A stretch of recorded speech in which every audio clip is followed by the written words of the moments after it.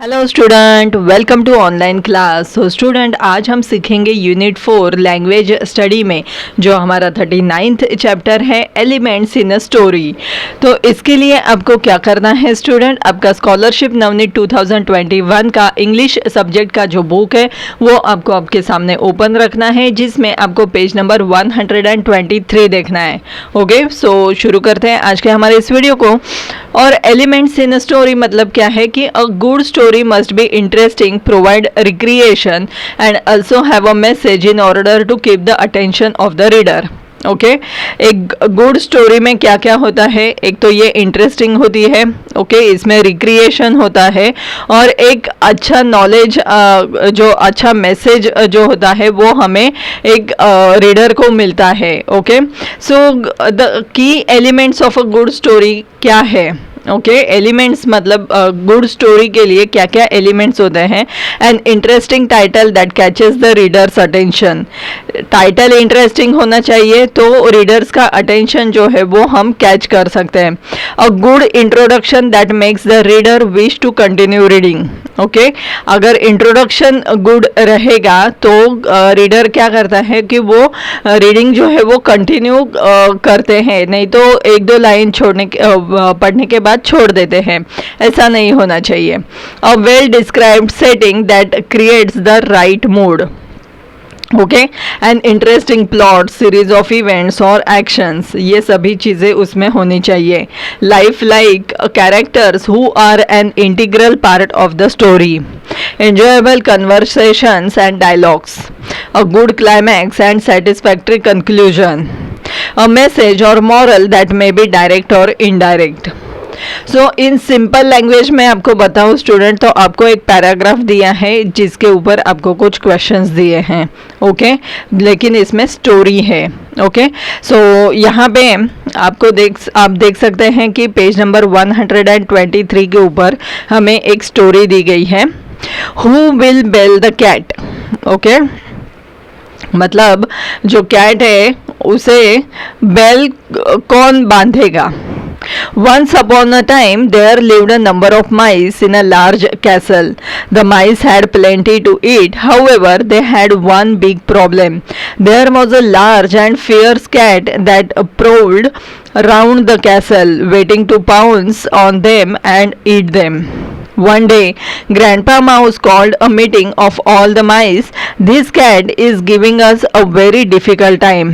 We must try to think of an answer to this problem, he said. One smart young mouse piped up, I know the answer. I know the answer.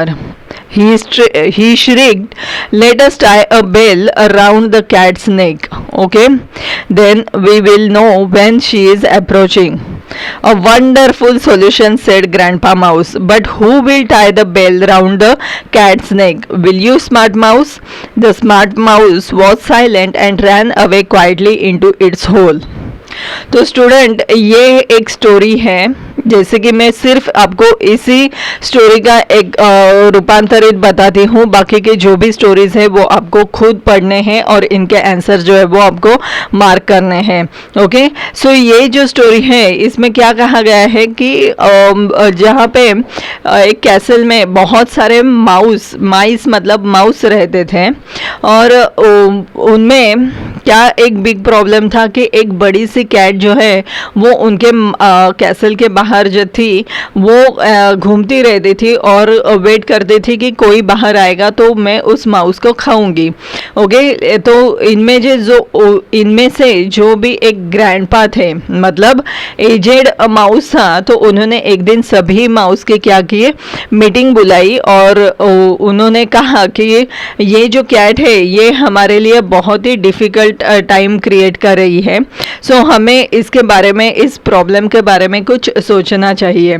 तो उसमें से एक जो smart mouse था वो क्या बोला कि मुझे आंसर पता है, मुझे आंसर पता है, और हम क्या करेंगे कि उस कैट के नेक में, ओके हम एक घंटा बांधेंगे। सो जब भी वो कैट आएगी तो हमें पता चलेगा कि वो कैट आ रही है। तो जो एजेड माउस थे उन्होंने कहा कि ओके गुड आइडिया, ये सॉल्यूशन एकदम अच्छा है, लेकिन उस कैट के गले में घंटा बांधेगा कौन?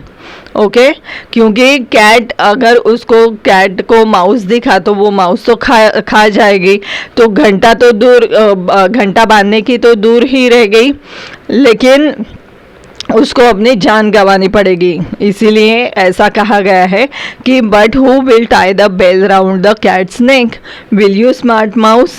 और स्मार्ट माउस कुछ भी नहीं कहता है, वो साइलेंटली भाग जाता है। ओके सो अभी हमें इस स्टोरी के ऊपर कुछ क्वेश्चन पूछे हैं। Read the story and choose the correct option for the given questions. Who are the main characters in the story? Main characters कौन है? ह्यूमन बींग्स है क्या इसमें? नहीं है।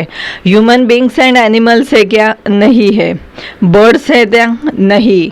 तो एनिमल्स है क्योंकि इसमें माइस है, कैट है, सो इसका मतलब इसमें क्या है? एनिमल्स है। Option number 4।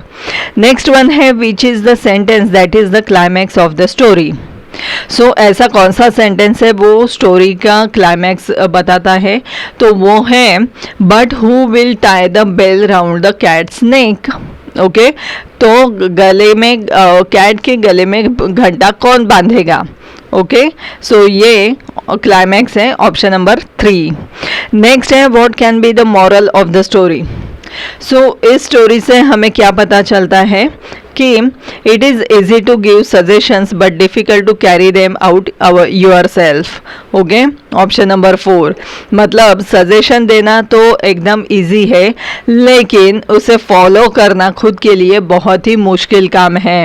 Okay so I hope student ये पैराग्राफ आपको समझ में आ गया, ये स्टोरी आपको समझ में आ गई होगी।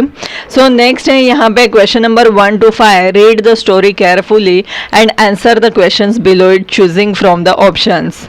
ओके सो ये आपको खुद समझना है, मैं सिर्फ आपको पढ़ के बताने वाली हूँ। The missing tool. Okay, one day a young factory worker noticed that a valuable tool was missing from his toolbox. Sometimes later he saw the same tool in the toolbox of a fellow worker. So he went up to the man and said, I see you have one of my tools, but you may keep it if you need it. Then he went back to his work and put the incident out of his mind. During the next 2 weeks, the person who had taken the tool felt sorry and tried to make amends. First, he offered the young man something of equal value. Then he offered to help him with some home projects. And finally, he slipped some money into the worker's coat pocket. Gradually, the two became good friends.